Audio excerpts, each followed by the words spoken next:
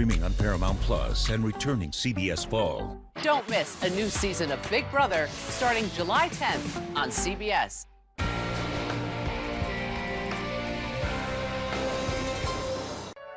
Temperatures tomorrow a little all over the place, everywhere from 50s to the 80s, and we're tracking some showers and storms. Your full details are coming up next.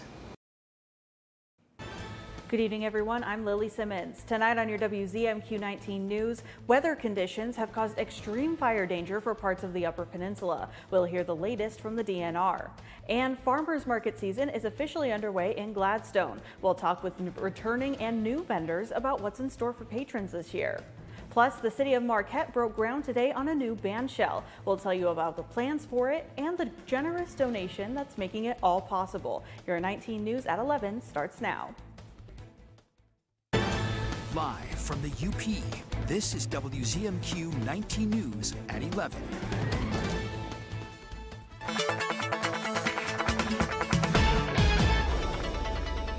First check of your forecast today was a little taste of summer, and we'll still have some fairly warm conditions this week. Not so much for tomorrow, but for tonight we might see a few rain showers clipping the western portion of the Upper Peninsula. Temperatures really into the mid to upper 60s, but we do have 60 degrees there for Newberry, 61 up to Eagle Harbor. For tomorrow we will be tracking some widespread rain showers and a few isolated thunderstorms. I'll tell you where and when in just a few minutes.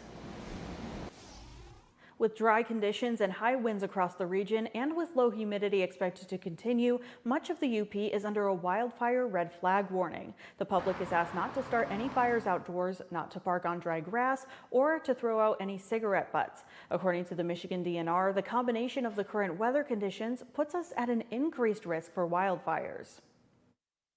We've got high temperatures, gusty winds, low humidities, and dry conditions. So all of those things usually equate to what they call red flag warnings or extreme fire danger warnings.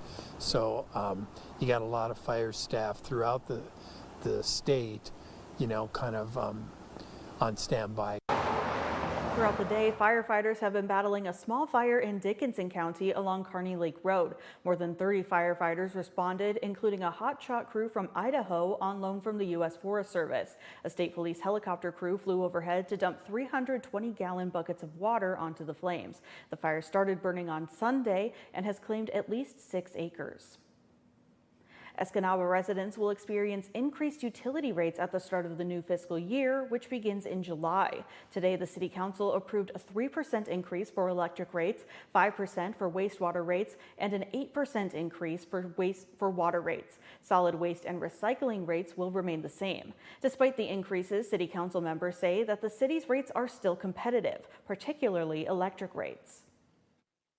Our rates are in the bottom 20th percentile, meaning 80% of the country pays higher electric rates than we do. These aren't the easiest decisions to make for the public, and sometimes we have to make those tough decisions. Last month, the council voted to maintain the city's current 17.442 millage rate, so residents will not experience a tax increase.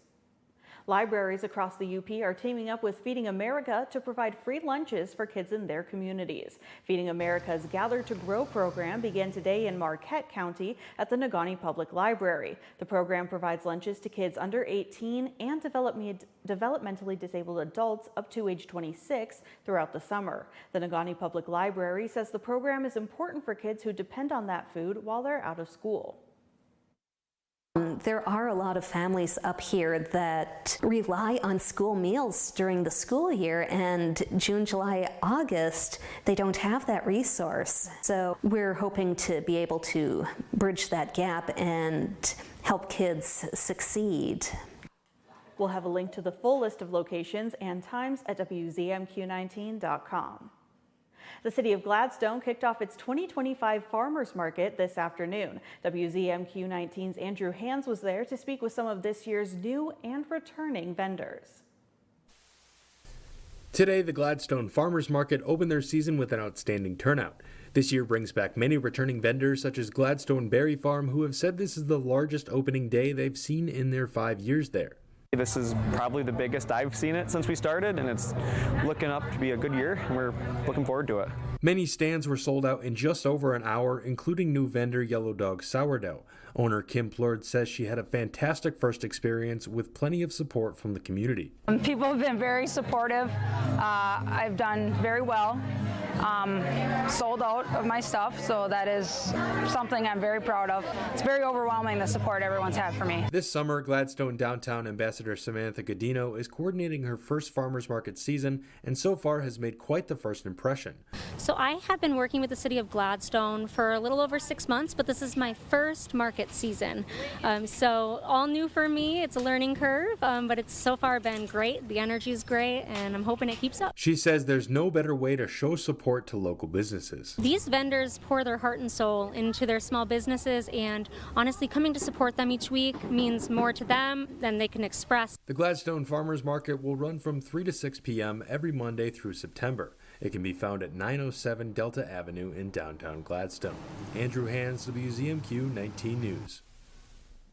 Iron Mountain is also kicking off its farmers market season this weekend. The downtown Iron Mountain Farmers and Artisans Market will begin June 7th on the corner of A Street and Iron Mountain Street. The market will include local produce, art, and other goods from around 30 farmers and crafters from all over Dickinson County. The DDA events coordinator says the market is a great way to support local businesses. This market is a way to support local. You're supporting small business owners, and a lot of these vendors, this may not be what they do full time, but it is their passion. So you're not only supporting small business owners, but you're supporting their passions. The market will run from 8 to noon Central Time each Saturday through October 11th. The city of Marquette is getting a new home for its city band. Our John Truitt was at the groundbreaking for the new Presque Isle band shell and has this report. For many, it's simply called the band shell. It's been a fixture in the city since the 1930s, when it was built specifically for the 25-member Marquette Band. The band shell was due to be replaced almost 10 years ago, but funding has always been an issue. Now, thanks to a donation from the Ray and Peg Hervinen Foundation and others, today was the day. We first got our original quote back in 2016, and for this to finally come through now, Hervinen's finally helping us out, giving that amazingly generous donation. The Marquette Band has grown considerably since the 1930s, and this new facility will accommodate the modern version of this musical institution. We have 127 active members right now, and we're going to be seating close to 100 for many of our concerts. The venue itself will be a little bit bigger and made of, a newer style of construction materials, but have a lot of the same look and feel that it did. The new band shell will also play host to various types of entertainment. Band president Mike Stucco realizes the possibilities. What other kinds of music can we bring in? What other kinds of shows and acts and festivals are going to happen in Marquette because of this band shell? It is not put on the taxpayers of Marquette to build it, which was amazing of them to really step up and take that off there in a time where we don't have a lot of extra funds to go around. But the arts are so important to our area. Marquette Mayor Jessica Hanley is happy the new band shell will retain its rustic appearance, albeit with today's technology. And the band shell that we have had did its job and was great, but the acoustics were not what they could be. Whereas this new design, the architect did a great job of really incorporating everything to make sure that the band is going to sound amazing. In Marquette, John Truitt, WZMQ 19 News. The old band shell doesn't have much time left as it's slated for demolition later this week. We're going to take a quick break, and when we return, our Washington, D.C. correspondent Brendan Scanlon walks us through the latest in trade discussions between the U.S. and China. And Ukraine launched a massive drone strike in Russia. We've got the latest on the targets of that strike and what it means for ceasefire negotiations. Stay with us. 19 News is brought to you by Kirkish Furniture. For Hudson Shaw, the iconic Demi Moore. How do you choose your joy? I'm not waiting for somebody to give it to me. Give it to me. Yep. Plus, the mom who upped her son's football skills. You are something special. Is about to get a super surprise. The Jennifer Hudson Show, tomorrow at 5 on WZMQ TV CBS, followed by 19 News at 6. John's Auto is quickly becoming everybody's favorite place to buy get their car fixed. John's Auto is quickly becoming everybody's favorite place to fix their car. Was that right? For a better service experience, come to John's Auto Market. Why do I keep forgetting that word? Experience. Okay, go. 3, 2. For a better service experience, come to John's Auto Market. And don't forget, June is custom month at Richardson Jewelers, downtown Marquette. Whether we are starting from scratch or creating a new piece from old or inherited jewelry, we will help you create your very own one-of-a-kind perfect design. And in June, we will waive the $395 design fee. You imagine it, we will create it. Custom month at Richardson Jewelers, downtown Marquette. Richardson Jewelers. Direct. Don't you ever look up at the sky and roll your eyes. You hear me? Yes. Realistic. I will maybe have a tendency to spend too much and won't be able to pay your rent. He holds the line. I resent it, and I resent you for doing it. Mathis Court is in session. Weekdays on WZMQ CBS. Escanaba reporter Lily Simmons on WZMQ 19 News. Now, WZMQ TV 19 First Warning Weather with meteorologist Kelly Rowland. Welcome back. We hit 85 degrees today into Marquette, which is just 2 degrees shy of tying that record set back in 2020 of 87 degrees. So no doubt we were above average for the high temperature, a little bit below for the low temperature, but we had the sunshine, and again, we were so close to tying that record. We're still going to see some above average temperatures, not so much for tomorrow, but it's in the 70s.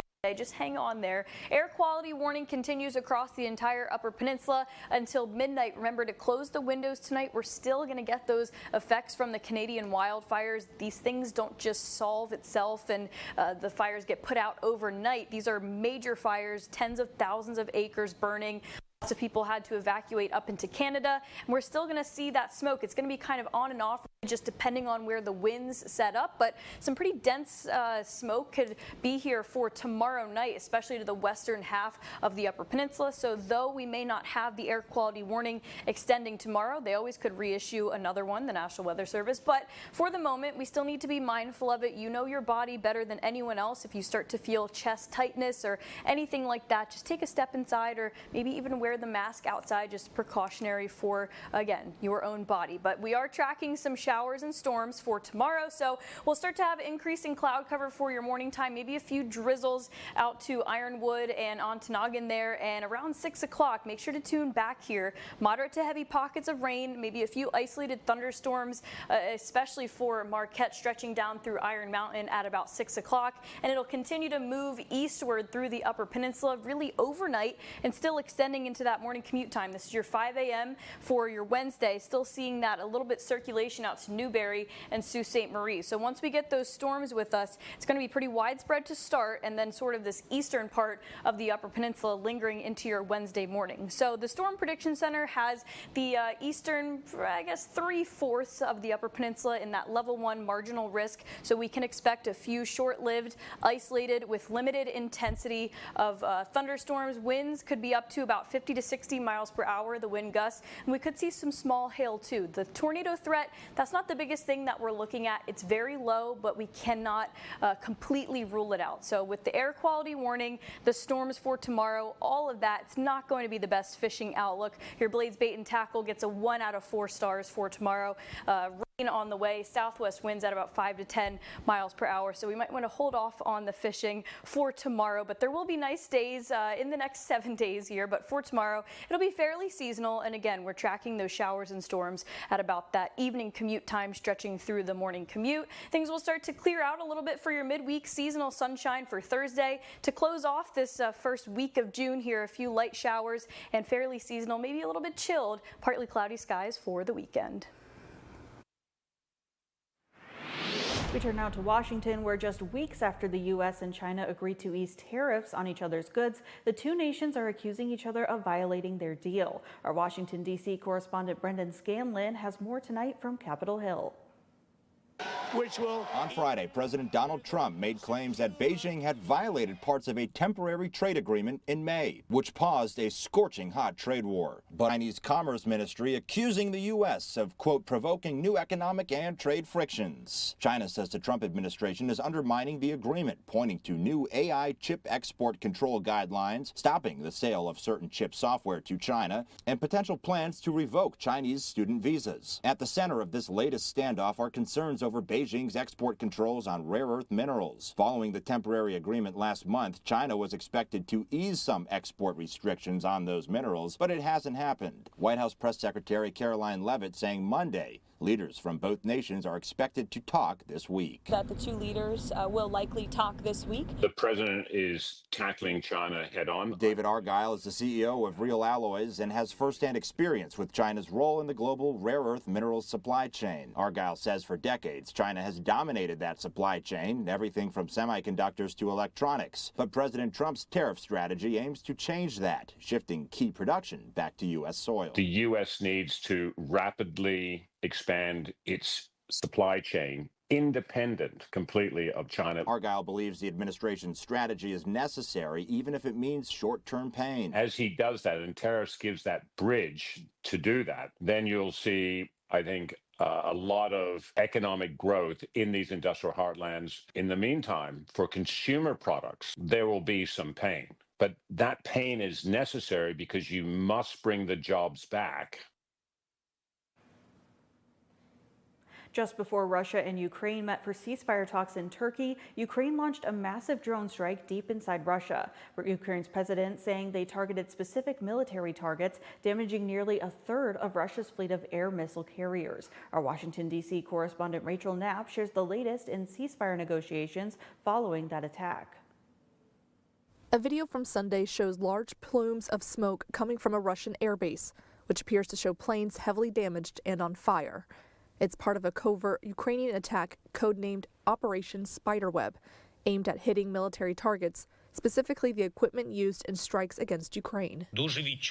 Russia suffered truly significant losses, entirely justified and deserved. Ukraine's President Volodymyr Zelensky says they've planned this attack for more than a year and a half, using 117 drones to carry out the strike on air bases hit in several regions deep in Russia. The attack follows large-scale strikes from Russia on Ukraine, and right before another round of peace talks set in Turkey. An unconditional ceasefire, along with all dignified and rational steps that could lead to a lasting and reliable peace. The talks ended after an hour. Russian state news agencies shared the text of a Russian memorandum, which suggests part of the settlement parameters include the legal recognition of Russia incorporating 4 Ukrainian regions, the complete withdrawal of Ukrainian armed forces in those territories, Ukraine not entering into military alliances, referring to NATO. Russia also demands that Ukraine should be free of nuclear and other weapons of mass destruction, and recognize Russian as the country's official language on par with Ukrainian. Ukraine and its allies have previously rejected these demands from Russia. Everything to make sure diplomacy is not empty. Our delegation is now in Istanbul, and we are ready to take the necessary steps for peace. Naturally, the starting point should be a ceasefire and humanitarian actions, the release of prisoners, and the return of abducted children. In Washington, Rachel Knapp, WZMQ 19 News. The talks between Russia and Ukraine were somewhat productive, with the two countries agreeing on a large prisoner exchange. When we come back, we'll hear the latest updates on Sunday's attack on a group of demonstrators in Boulder, Colorado. That's next. Buckles Party Store, it's where the party starts in Calumet, with an awesome beer selection featuring domestic, foreign, and craft brew beer, a great selection of wine, just about any kind of liquor you want, and a great range of tobacco products. Buckles Party Store in Calumet, it's where the party starts for everyone. Update your home with new GE appliances from Kirkish Furniture in Houghton. GE appliances are built to last, have print-resistant finishes, and offer high performance with energy efficiency. Kirkish has a large selection for both kitchen and laundry, free delivery, and 0% financing. The Radio Results Network is proud to bring you our next giant garage sale. This Saturday, we're invading the Marquette County Fairgrounds to bring you yet another giant garage sale. The sale will be held from 9 a.m. to 3 p.m. and cost is just $2 to get in the door. Kids 12 and under are free. So many garage sales all under one roof and delicious food vendors on site with the Donut Diner and Journey's Eats. Not to mention Gwin Townwide garage sales the same day. The RRN Giant Garage Sale, Saturday at the Marquette County Fairgrounds.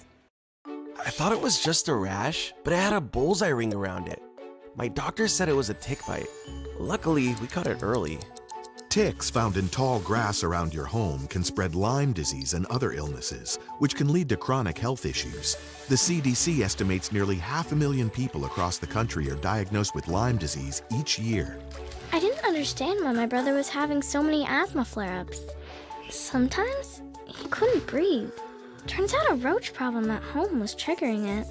Allergens left behind by dust mites, roaches, and rodents are a major driver of asthma attacks, especially in children.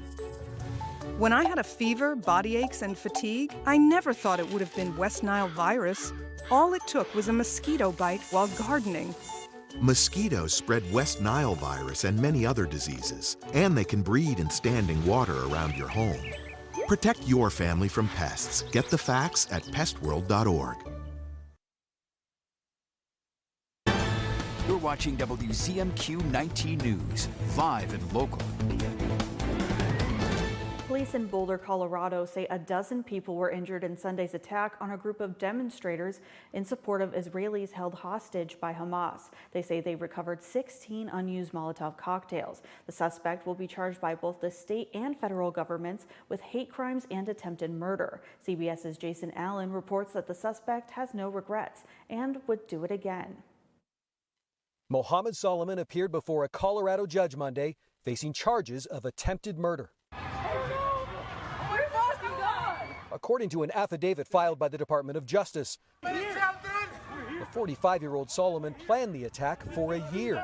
The FBI says witnesses allegedly heard Solomon yell, "Free Palestine," and he used a makeshift flamethrower and Molotov cocktails to attack demonstrators. 12 people were injured. Acting U.S. Attorney J. Bishop Gruel. Such violence is particularly pernicious when someone is targeted because of their race, their religion, or their national origin. The affidavit says Solomon allegedly stated that he wanted to kill all Zionist people and wished they were all dead. This morning I talked to some of them who could answer the phone. Boulder City Council member Tara Weiner knows 4 of the victims. How are they doing? You know, they'll be okay physically, these particular ones, but you can imagine how they're doing. But the Jewish community is beyond upset, outraged about what is happening. An Egyptian national, Solomon overstayed a tourist visa, according to the Department of Homeland Security. DHS says he requested asylum in 2022 and that his non-immigrant visa expired in February of 2023. Solomon had a job with a healthcare company in 2023, and at the time of the attack, he was a driver for Uber, according to a company spokesperson. Weiner, who is Jewish, has been with her friends during previous Sunday demonstrations and said she will be there again. Do you think you put yourself at risk by doing that? We'll have security. But, I mean, I personally can't walk around being afraid. This is not who I am. You can't let it stop you. I can't. Investigators said more charges could end up being filed. And one other thing to note, investigators revealed that when they searched the suspect's car, they found paperwork with the words Israel, Palestine, and USAID written down. One of President Trump's first actions of his second term was to reestablish the federal use of private prisons, barred under the Biden administration. The largest operator in the U.S. could be one of the biggest beneficiaries of new federal contracts. CBS's Skylar Henry reports on the company's safety record. 39-year-old Matthew Vogel was finishing up a 6-month stint for a parole violation at a core civic-run prison in Tennessee, when the day before his release, he was beaten to death allegedly by his cellmate, a man serving 3 life sentences for murder. And he had a big heart, very emotional. Maria Googe is his mother. What questions do you still have? Who dropped the ball? Did nobody hear it? Were there no guards that could have stopped it or intervened? There's just too many what ifs. Core Civic is the largest prison operator in America. Ben Rabin is suing the company on behalf of Vogel's family. This is a company that makes tens of millions of dollars every year and yet leaves its prisons understaffed. The suit alleges that to save on staffing costs, CoreCivic reduced a risk rating for Vogel's cellmate from a 4, the most dangerous, to a 0. And he's got multiple first-degree murder convictions, so it makes sense he would be 4 for highest. And yet somebody has crossed that out and put that as a 0 for low. The company has refuted the suit's claims. CoreCivic advisor Steve Conry, who CoreCivic referred us to, said its prisons are properly staffed. If an inmate dies under CoreCivic supervision, is that considered a failure? One death is one death too many. We don't want any individual to die while they're in our care, but it does happen. We take it seriously. Critics argue that private prisons rely on increased incarceration rates for profitability. How valid is that? It's a totally false narrative, absolutely false narrative. CoreCivic operates 4 prisons in Tennessee. A CBS News review of state data found inmates are more than twice as likely to be killed at a CoreCivic prison compared to government-run prisons. CoreCivic disputes that analysis and says comparing prisons with different populations can result in inaccurate conclusions. Maria Gouge, the mother of Matthew Vogel, says that she's still waiting for answers on what happened to her son. As a mom, they say you're not supposed to have to bury a child. Nope. It's something that nobody should ever have to deal with. CoreCivic said they are cooperating with the ongoing investigation and maintain a high standard of care for those in their custody. They declined to comment on Matthew Vogel's death. More than 4 months after devastating wildfires broke out in Southern California, homeowners are being hit again, this time in their wallets, as insurance premiums are going up to cover payouts. CBS's Jonathan Vigliotti has the story. Kelsey Zemet's Altadena home is still standing, but she, her husband, and 2 daughters have yet to return to it since escaping the Eaton fire nearly 5 months ago. It's not safe to be here. There's no timeline of return. There's this snapshot of life that stopped that night. Toxic dust that she says contains lead and arsenic covers almost everything we saw. Not only can you see it, you can smell it. It's not a smoky smell, it's like chemical, almost like a battery burning. Zemet has been a State Farm customer for over 14 years, never missing a payment.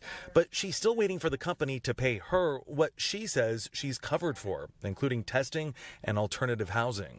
We personally are out of pocket about $119,000 to date.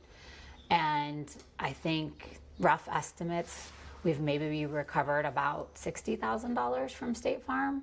And now her rate is going up. Starting this month, all renewing California homeowner policies under State Farm will increase by 17%. More than 1 million policyholders will be impacted over the next year. It's honestly, I think, extremely tone deaf. It feels like being kicked when you're down.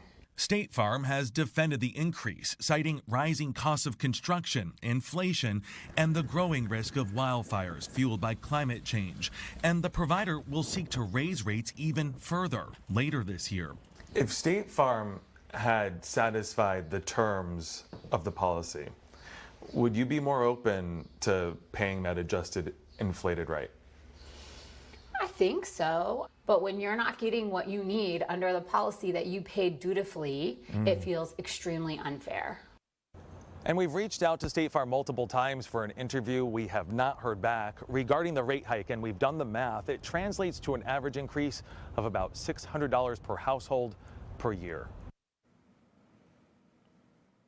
We'll be right back after the break. Tony's Green Thumb in Bark River is open for business.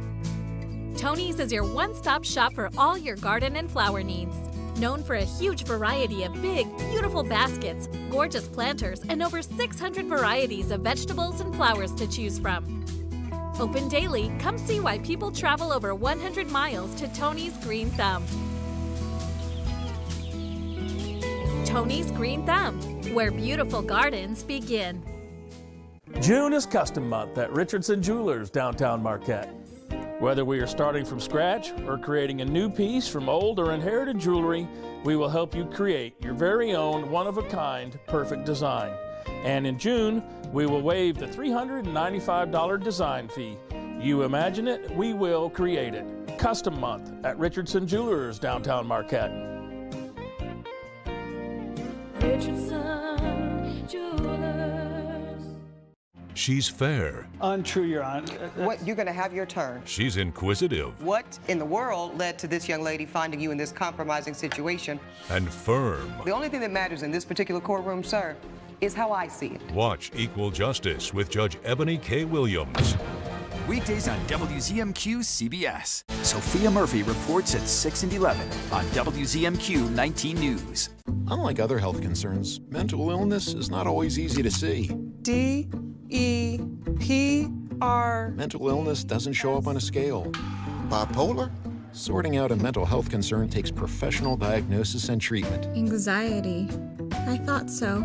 If you or a loved one has a mental health concern, don't go it alone.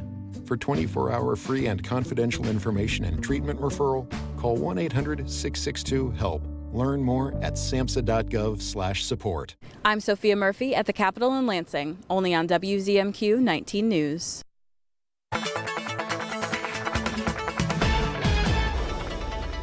Final check of your forecast here as you start to plan your week. We are now into meteorological summer. It definitely felt like it today. Remember, just 2 degrees away from tying that high temperature record of 87 degrees. But we have that air quality warning until midnight. So remember to close those windows. But the rain that we're tracking for tomorrow, it honestly will be pretty good. It's been pretty dry here, lots of heat, and especially with that haze, it'll be nice to see some rain tomorrow. And we are going to be tracking that. Temperatures reaching as high as 80 degrees for some. And for the western portions, we're going to be kind of stuck into the 50s and 60s. But once we clear the storms, we will have clearing skies for your midweek. Lots of seasonal sunshine, a few light showers, and for the weekend, things will go back down to the 60s, partly cloudy and a little bit wet to round off the weekend and into the next week ahead. Make sure to stay tuned. Come right back here for your latest storm updates.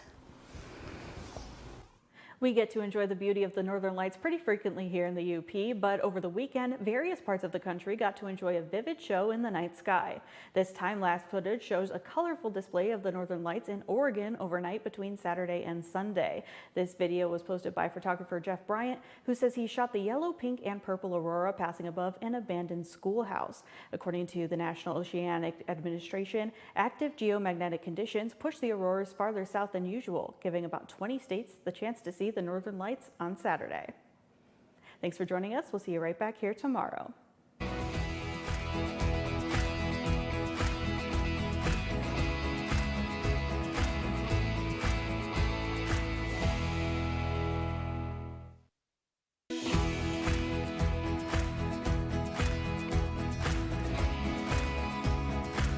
Get an 11% rebate on your next painting project at Menards. Pittsburgh's premier is an interior paint and primer in one that provides excellent all-around performance in an easy-to-clean, durable finish. A gallon starts at $21.97 after rebate. Give your